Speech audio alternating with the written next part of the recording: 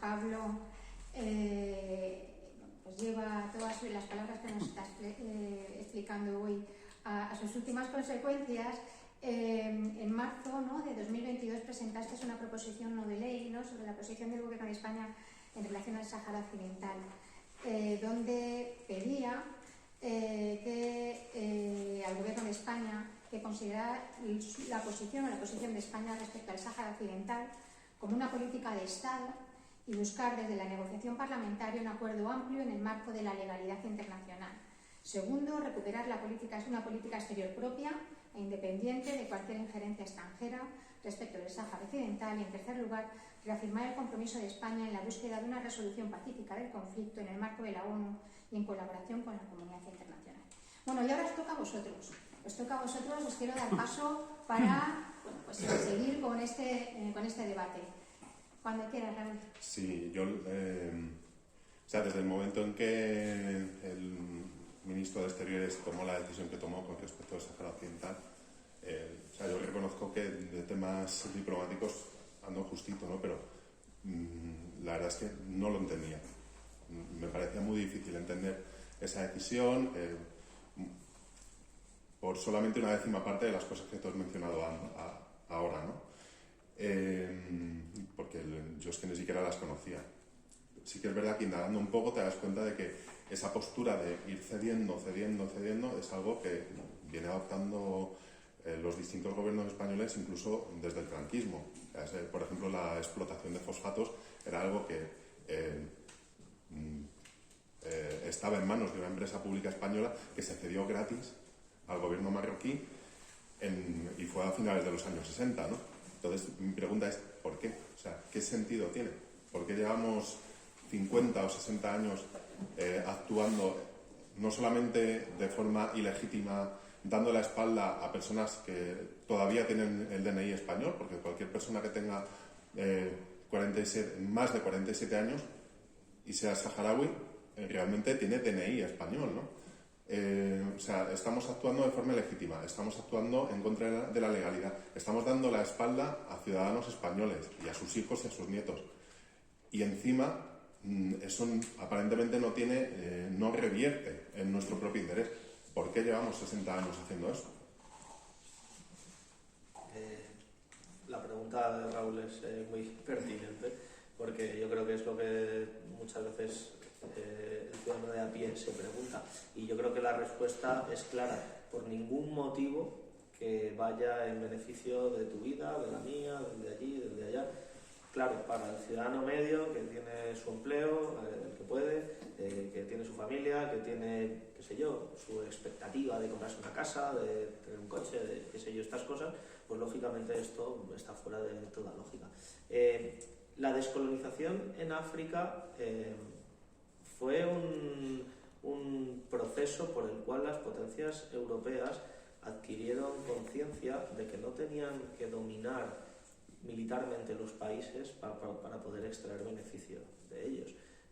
Hay otra parte de la historia de la descolonización que cuenta, digamos, la parte más romántica de esto, ¿no? Como los pueblos se alzan, recuperan su soberanía, no sé qué tal. Bueno, otro día la podemos contar. Yo creo que hay un componente muy importante que tiene que ver con la asunción por parte de las potencias europeas de que pueden seguir haciendo exactamente lo mismo o incluso mejor sin tener el descrédito de controlar militarmente los territorios.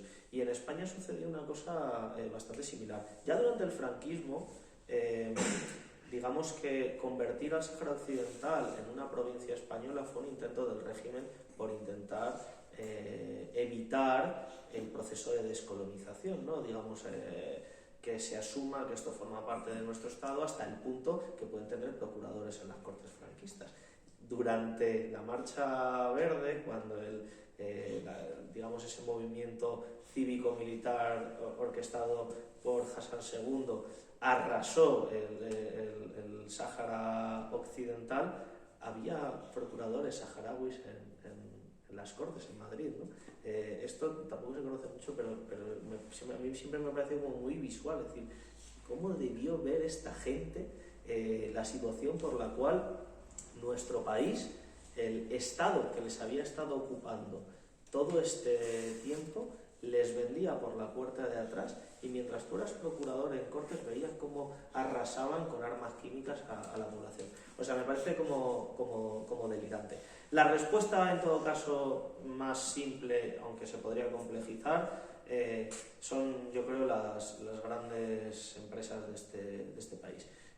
Si coges el listado de las empresas más poderosas del IBEX 35, compruebas como muchas de ellas tienen intereses históricos muy importantes en Marruecos. Las energéticas yo creo que son las más elementales.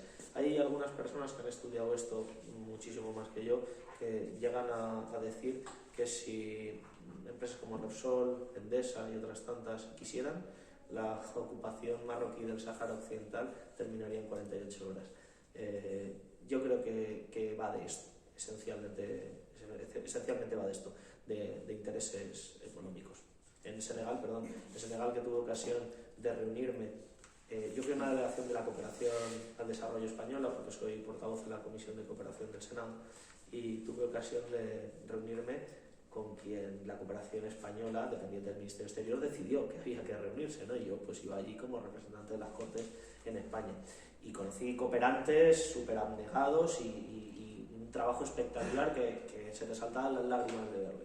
Pero además de eso también vi que una parte de la cooperación española pues tiene que ver con el posicionamiento de empresas de dudosa moralidad. Allí vi el trabajo que hacía, por ejemplo, Indra, que además es una empresa en la que yo trabajé antes de dedicarme, digamos, a esto de la política, que en el Sáhara Occidental sé que es una de las empresas que tiene encargada la protección del muro ilegal, y en la costa de Senegal es una de las empresas sobre las que existen acusaciones relativas al control de los cayucos que salen en dirección a Canarias, y algunas actuaciones pues de vulneración flagrante de los derechos humanos. Y son empresas españolas con participación pública y digamos financiadas en cierta medida con lo que producimos todos los trabajadores y trabajadoras de este país.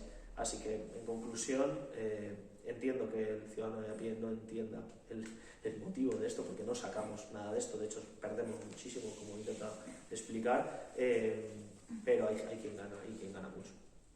Os voy a recomendar un libro sobre precisamente ese tema que está comentando Pablo, de Joaquín Bosch, La patria en la cartera. No sé si lo habéis leído. Es un ensayo fabuloso, muy bien documentado. Bueno, de hecho le han dado un premio recientemente de ensayo, y allá por donde va de la geografía española se llenan las salas. Yo no sé si ya va por la 24ª o 25ª edición.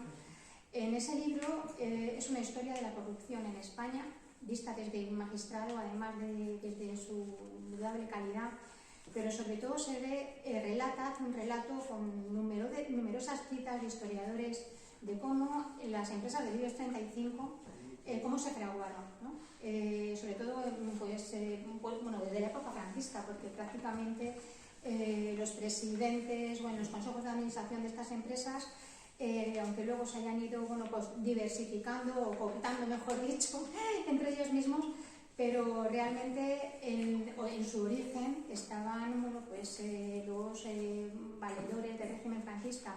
Unos estaban parte del gobierno, otros eran cuñados, otros eran simplemente gente que apoyaba el régimen. Y os lo recomiendo porque no solo por ver efectivamente por qué en España estamos donde estamos en la corrupción, sino porque hace un relato apabullante de cómo Repsol, de cómo Cepsa, etcétera, de quiénes eran evidentemente cómo movían los hilos y por qué hoy son las empresas precisamente del mayor índice bursátil de España, ¿no? Y así estamos como estamos. Una pregunta por ahí. Sí, bueno, en primer lugar, muchísimas gracias por el acto, que me ha parecido maravilloso y súper bien preparado, así que enhorabuena. Yo quería hacer una pregunta sobre algo más, sabemos que esto tiene que ver mucho con las empresas españolas, pero yo no sé muy bien por qué el PSOE es tan vulnerable a esto, porque es que ni siquiera el PP ha hecho esto. ¿Por qué el PSOE ha sido tan vulnerable a estos intereses económicos? Y no solo en el Sáhara, sino también, por ejemplo, en Guinea Ecuatorial, que ahora estamos viendo como Moratinos ha dicho que las elecciones didácticas, súper limpias y súper alegres. Así que, bueno, no sé, es decir, ¿por qué el PSOE ha sido tan vulnerable a este tipo de intereses económicos?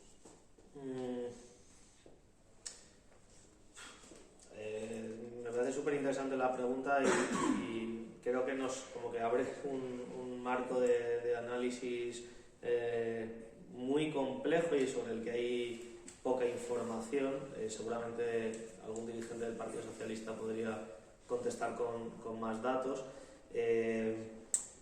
O sea, creo que se puede responder, digamos, de manera sucinta, entendiendo que el Partido Socialista no es un partido cualquiera.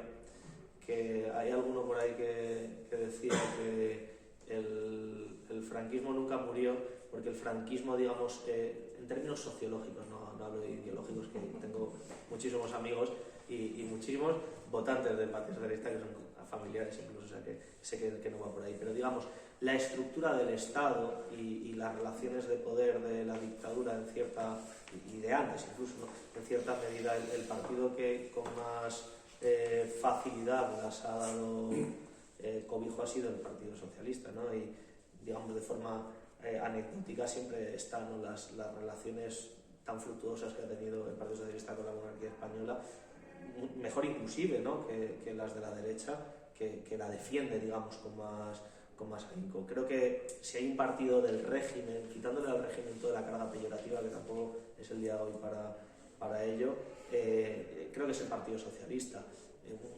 un partido que ha gobernado tropecientos años en este país y en el que algunos de sus más destacados dirigentes han, digamos, ocupado posiciones muy importantes en la relación de España con Marruecos. En el caso de Moratino siempre circula por ahí la idea de que montó una consultora en Marruecos, una consultora que tiene importantes clientes en Marruecos. La economía y digamos las relaciones comerciales dentro de Marruecos no se parecen ni mucho menos a las relaciones comerciales que se puedan dar en el seno de nuestro país. La mayor parte de los valores que cotizan en la bolsa de Casablanca dependen directamente del monarca. El entramado institucional de Marruecos, que es uno de los principales socios comerciales de nuestro país, son totalmente dependientes de la monarquía y por tanto no es mentira, yo creo, cuando dicen algunas personas que han pasado por el gobierno de España que es imposible gobernar de espaldas a Marruecos. Yo lo creo también. Creo que lo decía Argelia no hace mucho tiempo, ¿no? Los vecinos no los elige, son los que son. Y España va a tener como vecino a Marruecos siempre. Y por tanto tenemos que tener algún marco de entendimiento. Yo no estoy en contra de eso.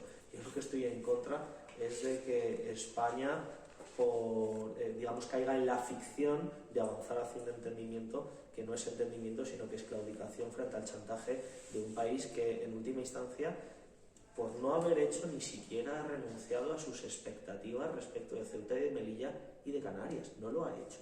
O sea, nos dijeron, no, es que ya veréis que seguro que esto que han hecho con el Sáhara es para blindar. Nada de eso.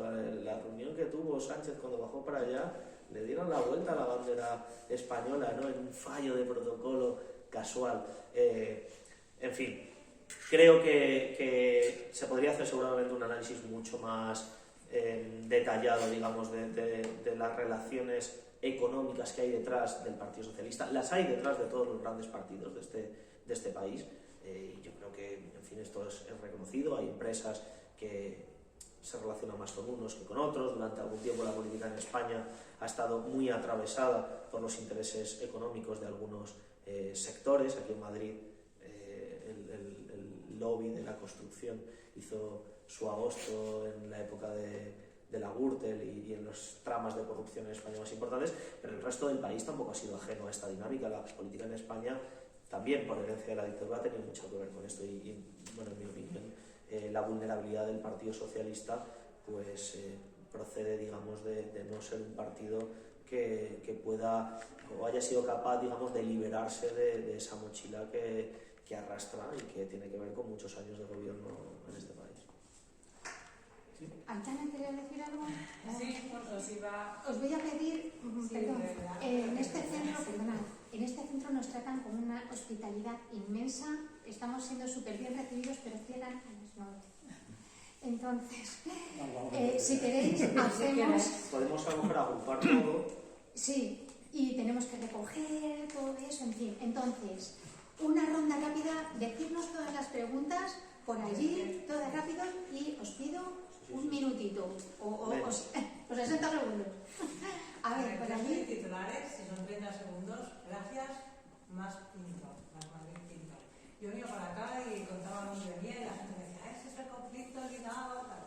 Yo creo, Pablo, que has hecho un análisis bastante sensato, bastante profundo, y que lo bonito de estos debates es que te veas con 1000 preguntas que no puedes hacer, porque realmente has tocado temas como sociedad civil, como democracia y como la actual, ¿no?, de esta situación y las implicaciones económicas, que yo creo que tenemos que trabajar como sociedad civil, como gente que está movilizada en lo ideológico, para seguir reflexionando sobre este y otros asuntos.